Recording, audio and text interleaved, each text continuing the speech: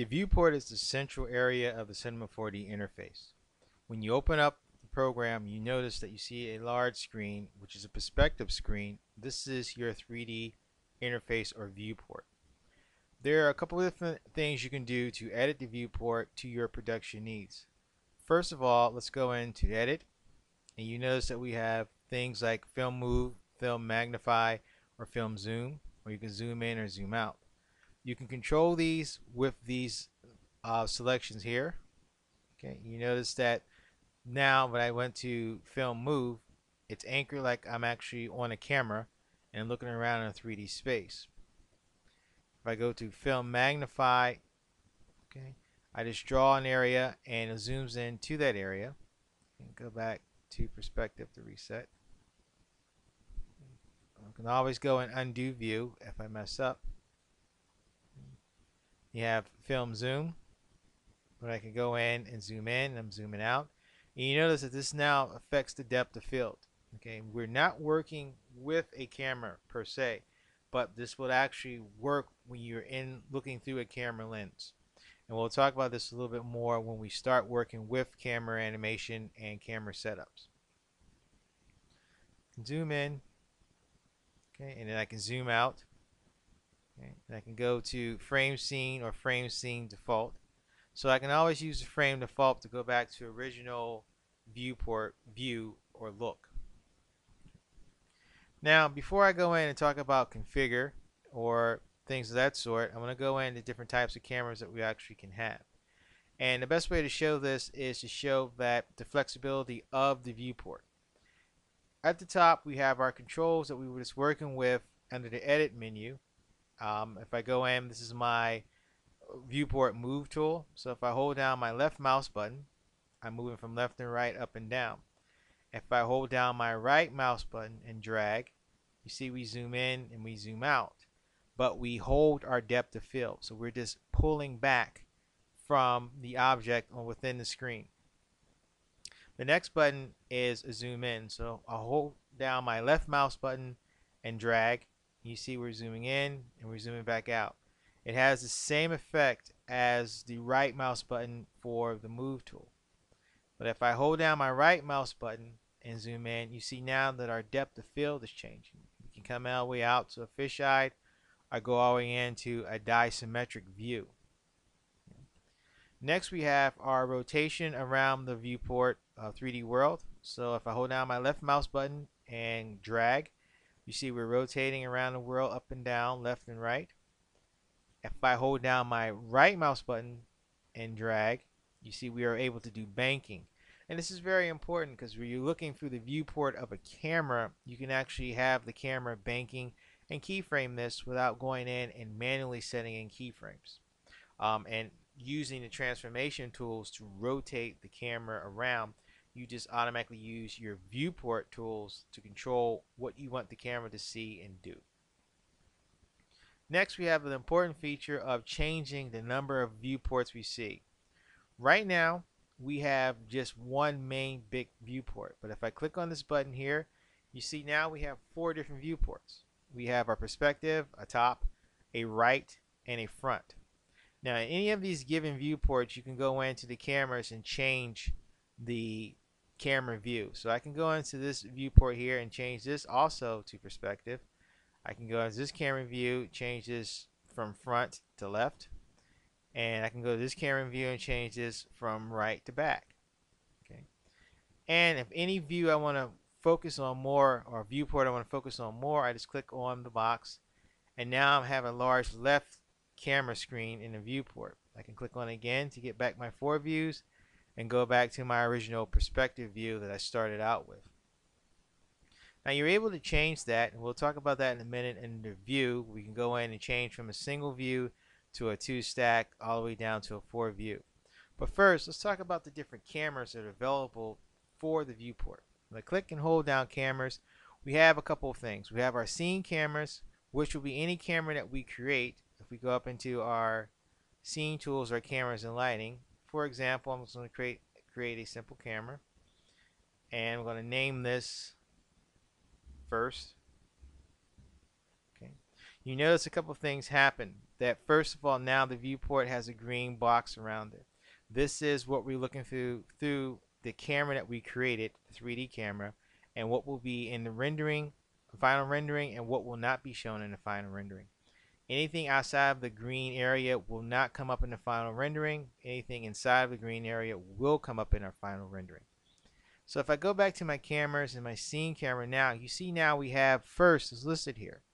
And if I click on that, you see now the green bar has gone away and we are in our viewport, but looking through our camera that we created, our first camera. So I can go in and right mouse click on the rotation. And you see now that our camera is really banking. Now you want to really see what the camera looks like. Go to my 4 views and I'm going to switch this back to a basic editor camera and I'm going to pull back. Here's our 3D camera right here. And I'm going to go back into our camera perspective that says first. And I'm going to right mouse click on this banking tool to see. And you see now that the camera is automatically turning to show the banking that's occurring in the viewport. And now the 3D camera object is doing the same thing. So it's very important. Go back into cameras and I'm going to switch back out. Now you have the capability of going into the link active object. So any object that you have active, you can kind of link this to the viewport. For example, if you have a character and you want the character to follow a given direction, but you need a viewport to show this, you can link the active object to it. And then when the character is moved into 3D space, your viewport will follow the same way. Now to get back to our original perspective view, I'm going to go back to edit camera and you see now that the 3D camera is still here, but now it's been rotated and banked, but then our regular viewport is still available. So what different types of viewports do we have, or camera projections within the viewport? We have our perspective, we have a parallel, okay. We have a right view, a left view, we have a right view, we have a front view, we have a back view, we have a top view, bottom view, a military view, a frog view, a bird, a gentleman, isometric, and dimetric. Okay, so I'm going to go back to perspective and I'm going to create a quick object. Let's say we use a figure. It's a basic primitive of a figure. And I'm going to zoom out to show this figure, and you're going to see how this figure looks in different views. So let's go back to our cameras. Let's go to perspective. We have here. Let's go to parallel. And you see how the character looks now within the parallel view. The left, we see the left side of the character. Well, actually we see the right side because the character is facing the reverse direction. And we see the right side. Okay. We see the front. And we see the back. We see the bottom. And we see the feet of the character in. We see military, and you see now the camera has this weird kind of isometric view that you see in a lot of third-person or top-down video games. You see it's working here. You have a frog, and this is pretty much more of underwater where it's a little bit distorted and looks a little bit elongated.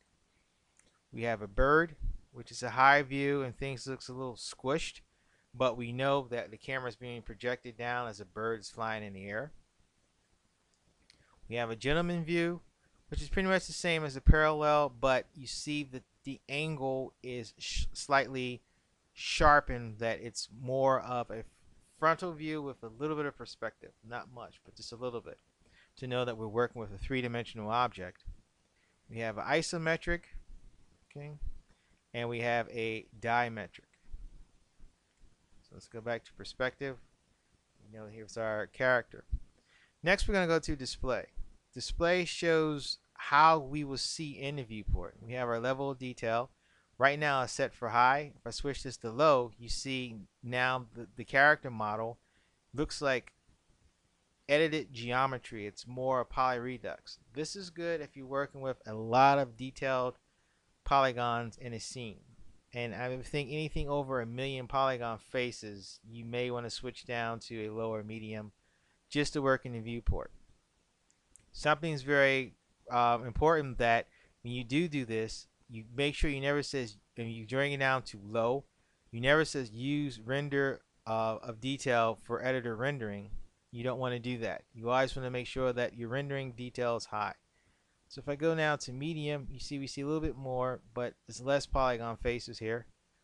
And then I can go back and go back to high, and we're back to our original model. Going back into default light, we already have a default light that will keep our models lit while we're working in a 3D screen before we add any lights. So we can actually turn that on and turn it off. If I click on it, you see right now the light's in the center. If I move the light over, you see there's a shadow being cast on the 3D figure here. Okay, so I can center that back in. Close that out. Next, we have the different types of shading. We have garage shading, which was already selected. Garage shading with lines. Let's see. You have quick shade, and it's kind of hard to tell with the gray shading here. We have quick shade with lines. We have constant shading. You see now the constant shading is very flat. It looks more like a toon render or just a flat color to know where the object is. We have constant shading with lines. You have hidden lines. You see it's just pretty much a wireframe or outline. We have lines, which is just much a wireframe. Now, what's controlling this is wireframe, isoparms, box, and skeleton. We have a character, so we can go in and just show the skeleton of the character, and we can move from these points here that are different parts of the character itself. If I go to box, you see now the character's body is in box form. And this is good if you're working with 3 or more characters, because you can focus on the character you're animating, and then other characters can be in a box mode just to show where they are in the 3D space in the viewport. You have isoparm, which is pretty much like a wireframe, but there's less detail into it. And then we have the wireframe, which shows all the number of polygons onto the 3D model itself. Now going down to the next section here, we have things that will help move faster while you're working in the viewport. Enhance Opengl, okay, which is automatically set in, and we'll talk about that more when we talk about preferences and export, import, file saving, things of that sort. Okay, click that off. Okay, we got transparency. If you have a model that's actually textured, you want to have a transparency. You can see all the textures on, but you transparent so you can see what things look like behind the model in the 3D space. Shadows, we have lights, you'll be able to see that. Post effects, anything like blurs, highlights, you'll be able to see in your viewport. And noises go in with textures. So if you have a noisy texture or a marble or something like that on the side of a wall, sometimes it shows up in the viewport, but it's always good to have it selected so it will show up in the viewport. Next, you have a section what you want to be displayed into the viewport. So you always want your tags, and we'll talk about tags when we talk about the object manager. Backface culling. You want to see what the back of the model looks like as well as the front. And again, when we start going into modeling and texturing, we'll talk about this in great detail because it's very important. Sometimes you want backface culling off. Most of the time you want it on.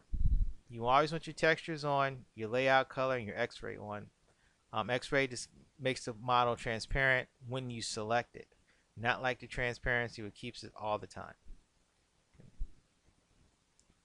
Next, we have our filters, and these are all the things that will be available in the viewport, and pretty much we have everything selected here, which is important.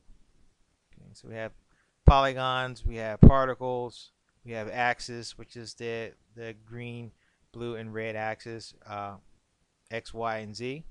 Okay. We have n-gon lines. If we talk about surface modeling and surface tools, we'll go into more detail of what is an n-gon and why is an n-gon important when you're modeling in Cinema 4D or importing a model into Cinema 4D to make the rendering look more pristine and more photorealistic. Now let's go to the views. And again, I was talking about that. You can go in and you can say you want a single view or 2 stacked. two side by side. Okay, and you have a 3-view split top or bottom. And you have your 4 views, and you can control where your 4 views are. So we have the basic 4 views, but then we have the 3 at the top, one big one at the bottom. So again, any way you need this to look for in production, it can be done. Okay, it's just your production needs. The interface is geared, and the viewport is geared to work for you in your production needs. One last area I want to talk about, and I said I want to go back in, and also just to make note of, you see that these have views here, so I can go in and toggle these with my page up key. Okay, but if I want to go and say all views, I can go in here and make hotkeys, and that if I click on F1, it will take me to a certain view. F2 will take me to a different view. We will be discussing this and how to set up hotkeys when we talk about the control manager. So let's go into the HUD of the interface very briefly, and then the next videos will go into a lot more detail. You can always configure everything in Cinema 4D, as I said from the start. And if you go to configure, you see in our attributes manager here, we can do a lot of things. We can go in and say shade with lines or garage shading. So we can control everything we have here in display and in cameras directly into the control and the configure all or configure menu for the viewport. One thing is also important, and I'm going to click on to rotation, and I'm going to go back and say configure. When you first open up Cinema 4D, the rotational bands are checked on. Okay, and this is just a production or artist preference of whether you want to use production bands or do you want to use a rotation axis to work with.